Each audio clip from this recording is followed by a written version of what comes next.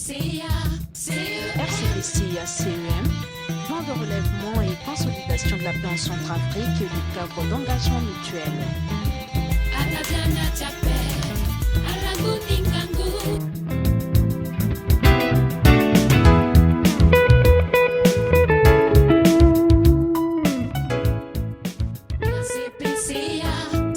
RCPCA-CEM, plan de relèvement et consolidation de la paix en Centrafrique et du cadre d'engagement mutuel.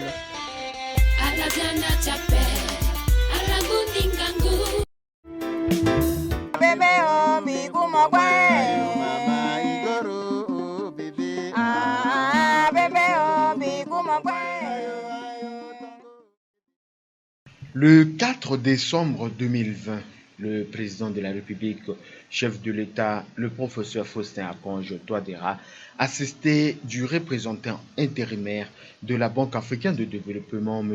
Léonce Yapo, a procédé à l'inauguration des centres nationaux d'hémodialyse et d'imagerie médicale numérique construits à Bangui dans le cadre du projet d'appui à la reconstruction des communautés de base phase 1 à hauteur d'environ 9 milliards de francs CFA.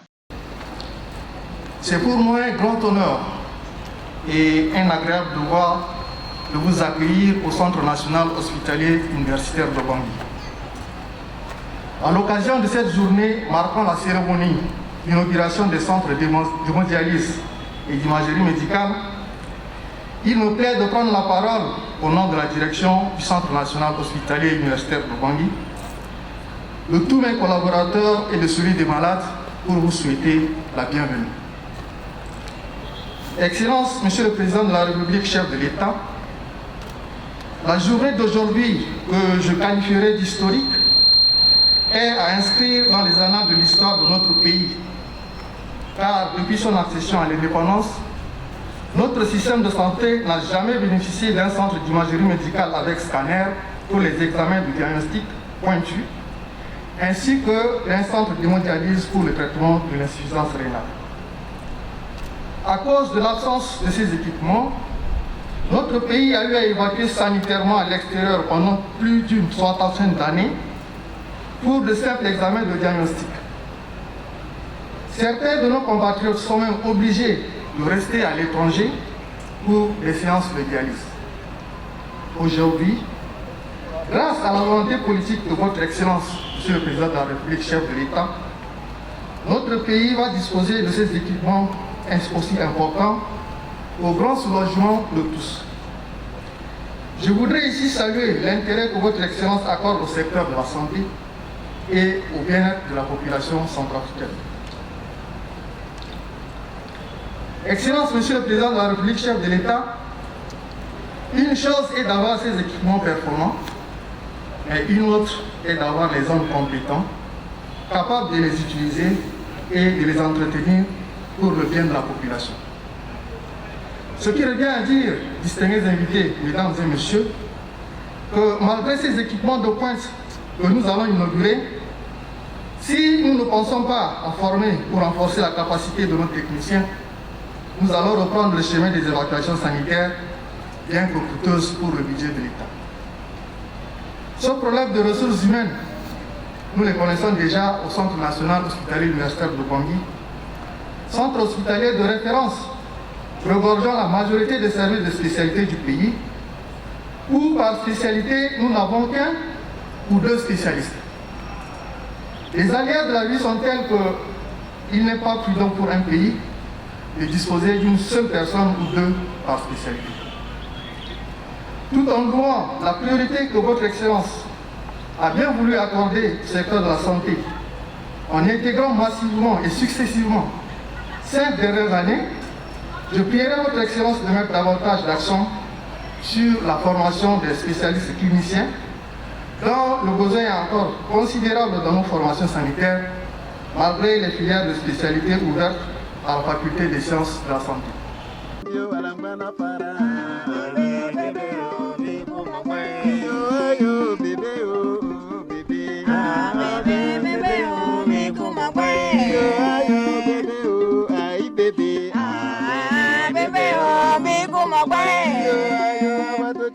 warangana para.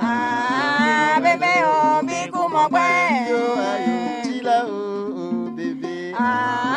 Bébé oh biku mogwe. Ayo mama igoro oh bébé. Bébé oh biku mogwe. Ayo ayo tongo bébé. Bébé oh biku mogwe. Yo ayo pole oh ay ay ay. Bébé oh biku mogwe. Ayo mama bitia biku mogwe. Bébé oh biku mogwe. Yo ayo tongo eh bébé. Bébé oh biku mogwe. Ayo mama wado timio warangana para. Bébé oh biku mogwe. Yo ayo bébé oh oh bébé. Bébé oh biku mogwe. Bébé oh bébé bébé oh biku mogwe. Wado timio warangana para. Bébé oh bébé. En effet, depuis 2017, la résurgence des violences sur les populations civiles a entraîné la suspension des activités des agents de la santé et des acteurs humanitaires directement ciblés à de nombreuses reprises. Dans un tel contexte, le relèvement du secteur de la santé présente un défi d'importance vitale pour la population. Pour exprimer ma profonde gratitude au gouvernement de la République centrafricaine d'avoir bien voulu confier notre institution à cette importante cérémonie d'inauguration des centres d'imagerie médicale et d'hémodialyse. Votre présence effective, tout comme le jour du lancement des travaux, témoigne de votre marque de confiance en notre institution. Le secteur sanitaire de la Centrafrique fait face aujourd'hui à de nombreux défis. Il s'agit entre autres de l'insuffisance du personnel qualifié, de faibles capacités de diagnostic et du manque de moyens financiers et logistiques pour la mise en œuvre des activités de surveillance, de dépistage et de prise en charge des malades. Selon les récentes informations disponibles, l'indice mondial de la sécurité sanitaire, la mise en service de ces deux centres devrait considérablement réduire le nombre d'évacuations sanitaires à l'étranger, lesquelles urgences constituent aujourd'hui un fardeau, aussi bien pour le budget de l'État que pour les familles. En effet, de 2019 jusqu'en novembre 2020, les évacuations sanitaires ont coûté à la Centrafrique la somme de 3,5 milliards de francs CFA pour 229 patients sur un total de 326 dossiers. Avec l'amélioration du plateau technique, le budget des évacuations devrait de toute évidence connaître une réduction de moins 60%, soit une économie annuelle de plus d'1,5 milliard de francs CFA pour les finances publiques déjà fragiles. Avec le lancement des travaux et malgré les retards enregistrés dans la mise en œuvre du contrat, je suis heureux et fier de constater que la mise en service de ces deux centres est devenue une réalité. Les centres d'imagerie médicale et d'hémodialyse sont dotés de plateaux techniques modernes. Le centre d'imagerie est équipé entre autres de scanners de 16 barrettes à rotation continue, d'injecteurs automatiques synchronisés, des kits de radiographie, des systèmes complets de numérisation et équipements d'échographie et de mammographie. Quant au centre d'hémodialyse, il est doté de 16 générateurs de dialyse, une salle de traitement d'eau pour une capacité de 20 générateurs et des salles de consultation et d'analyse. Ce centre vient renforcer les infrastructures de santé pour la prise en charge des patients souffrant d'insuffisance rénale au niveau du pays. Par ailleurs, pour la mise en service de ces deux centres et en vue d'optimiser les acquis du parc CB1, la Banque a mis l'accent sur la formation du capital humain et la maintenance, en assurant la formation de plusieurs spécialistes avec un budget de plus de 316 millions de francs CFA. Il s'agit notamment de la formation de 16 médecins spécialistes, dont 4 en radiologie, 2 en néphrologie, de paramédicaux spécialisés dans ces deux domaines, la prise en charge des professeurs et le jumelage des centres avec les universités de Lomé pour l'imagerie médicale et de l'université de Yaoundé pour la néphrologie. La mobilisation d'une assistante technique expérimentée de la diaspora centrafricaine composée d'un médecin urgentiste avec compétences en hémodialyse et de 2 infirmières spécialistes en dialyse pour la mise en œuvre du centre d'hémodialyse. Malgré cet environnement très difficile et complexe, des progrès importants ont été enregistrés dans le secteur de la santé. En 2020, 89% des formations sanitaires sont fonctionnelles contre 68% en 2015.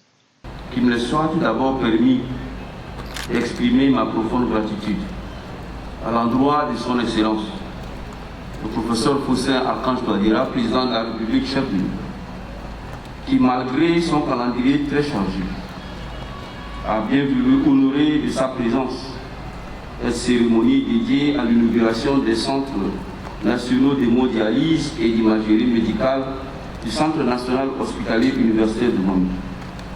Cela témoigne, s'il en était encore besoin, de la haute importance qu'il accorde à la santé de la population, comme déterminant majeur du développement socio-économique d'une nation. Je voudrais également remercier tous nos invités qui ont bien voulu répondre favorablement à notre invitation. Je tiens à réserver une pensée spéciale au ministre de l'économie, du plan et de la coopération internationale, absent pour des raisons de santé, qui avec son équipe, sa dynamique équipe, a été la force motrice derrière cette réalisation. Excellence, Monsieur le Président de la République, chef de l'État, cet événement historique marque une avancée cruciale dans le processus de réforme et de modernisation du secteur de la santé de notre pays, engagé sous votre haute impulsion. En effet, dès votre accession à la magistrature suprême, vous vous êtes engagé à garantir la santé des populations de sorte que chaque Centrafricaine et chaque Centrafricain puisse avoir accès aux services de santé de qualité en tout temps et en tout lieu. Ceci afin de réaliser l'objectif 3 des objectifs, le but 3 des objectifs de développement durable, à savoir santé et bien-être des populations. Ainsi, votre engagement s'est-il traduit, entre autres, par les 10 domaines d'impulsion présidentielle pour l'accélération vers la couverture sanitaire universelle, avec entre autres objectifs le rapprochement des services de santé de la population et la mise à disposition de celle-ci des soins de santé de haute qualité. À cet effet, vous avez instauré la gratuité ciblée pour les femmes enceintes, les femmes allaitantes, les femmes victimes de violences sexuelles basées sur le genre, ainsi que les enfants de 0 à 5 ans. Ces mesures viennent compléter la gratuité offerte dans le cadre de la lutte contre les maladies épidémo-endémiques comme le VIH, la tuberculose, le paludisme, la pandémie à Covid-19. C'est dans cette dynamique que s'inscrit la construction des centres d'imagerie médicale et d'hémodialyse dotés d'équipements de pointe. Le Centre national d'imagerie médicale permettra de donner accès à une gamme d'examens jusqu'à ce jour inaccessibles, sauf dans le cadre des évacuations sanitaires, et dont elles sont parmi les raisons les plus fréquentes, notamment le scanner, la mammographie pour le diagnostic précoce des cancers du sein, la radiographie conventionnelle, la panoramie dentaire et l'échographie polyvalente. La disponibilité de ces services contribuera indubitablement à réduire le déséquilibre en matière de capacité de diagnostic, qui est l'un des obstacles majeurs à l'atteinte des objectifs pour le développement durable. En termes de capacité, le Centre national d'imagerie peut réaliser en moyenne 250 scanners par jour, 200 examens de mammographie par jour, 150 examens de radiographie conventionnelle par jour, 100 examens de panoramie dentaire et 150 examens d'échographie par jour. Le Centre national d'hémodialyse permettra la prise en charge d'insuffisance rénale chronique, qui est un problème de santé publique de portée mondiale. Il s'agit d'une maladie irréversible d'apparition lente, le plus souvent liée au diabète et à l'hypertension artérielle.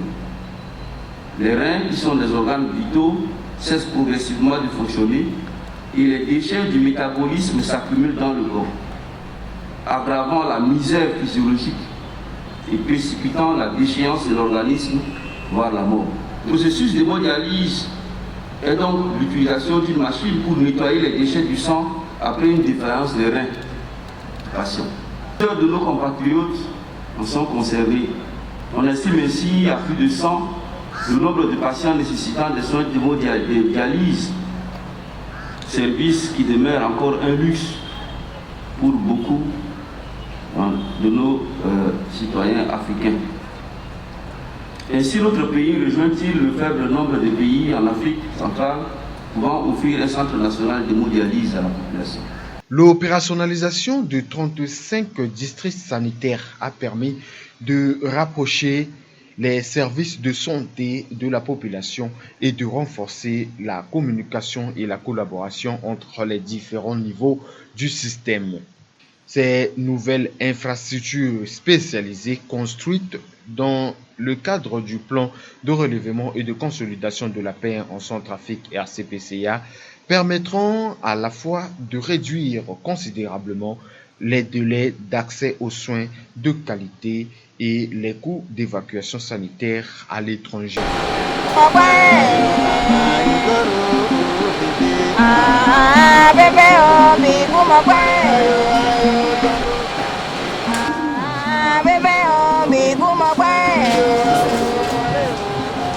Là, c'est l'appareil de scanner, 16 palettes, qui est constitué d'une table sur laquelle allonger le patient et d'un anneau, qu'on appelle également gantle. Cet anneau contient un tube à rayon X et des détecteurs qui vont permettre de faire des coups. Et cette table, lorsque le patient est allongé, va faire des mouvements de translation, c'est-à-dire de va-et-vient. Ça va rentrer.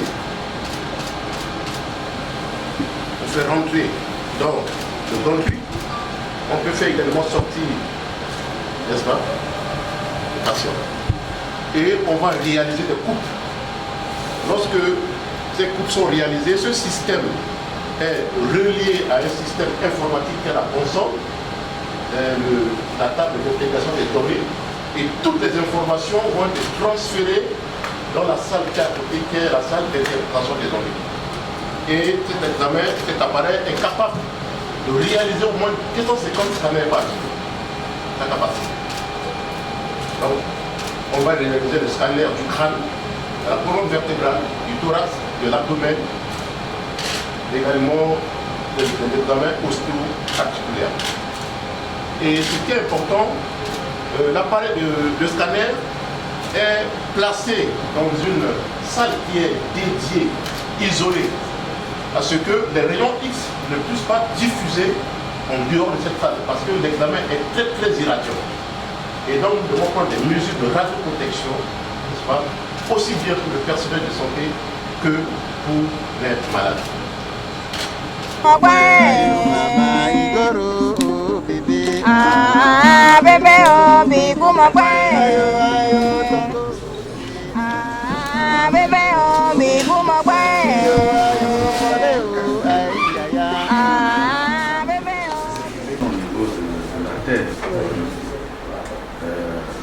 demain, tous les dispositifs pour revenir dans la veine.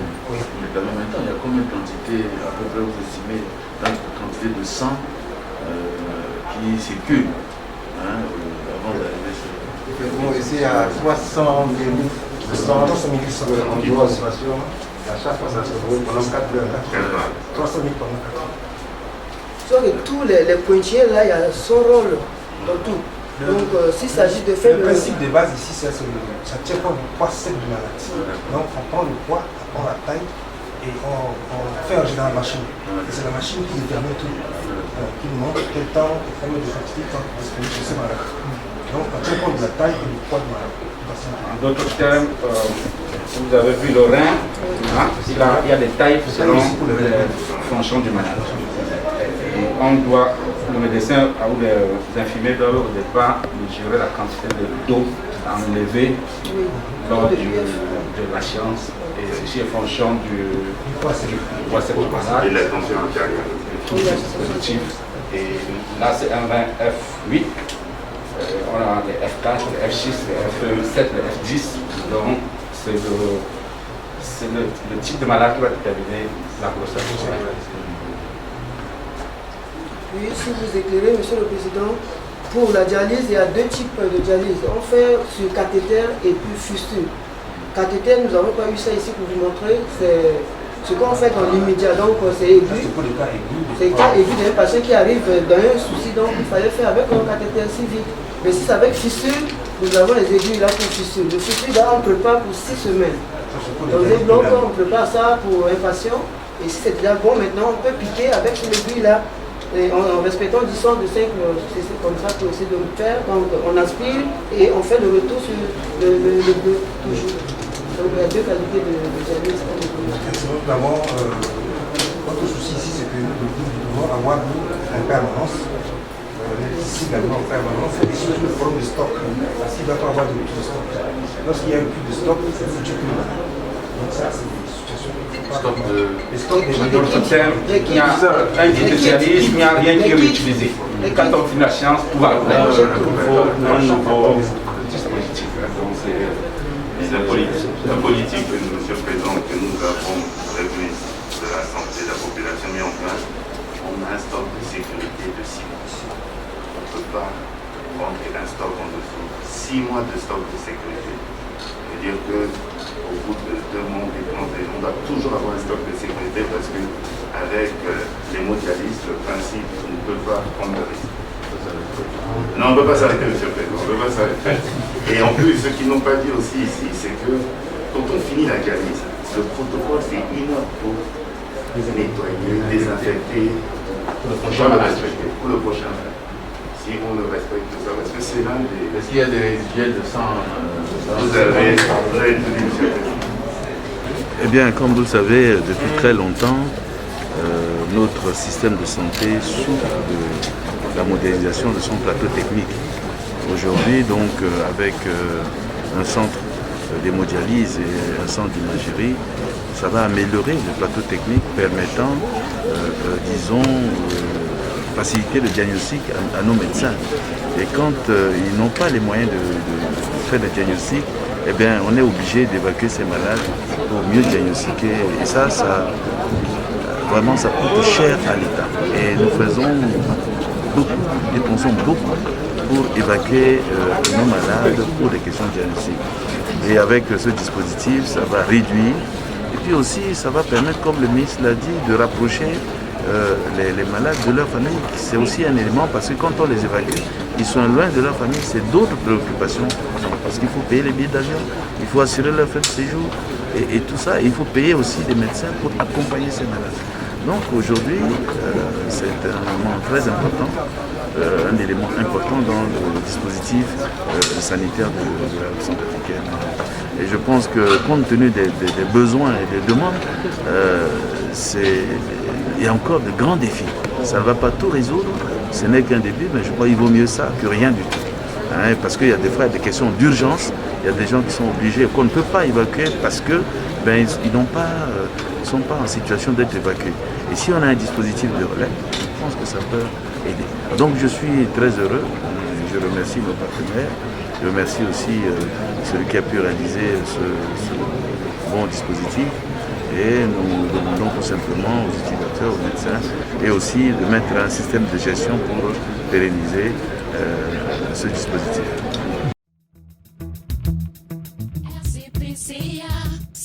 RCPCA-CEM, plan de relèvement et consolidation de la paix en Centrafrique et du cadre d'engagement mutuel.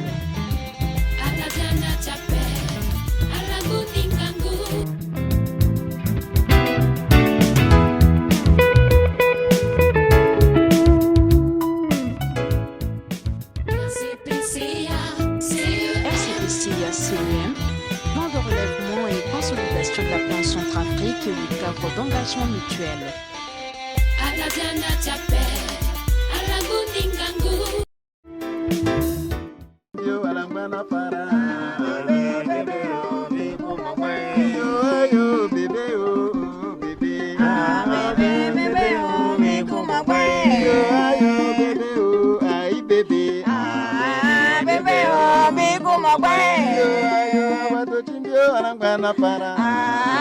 Bébé, oh, big,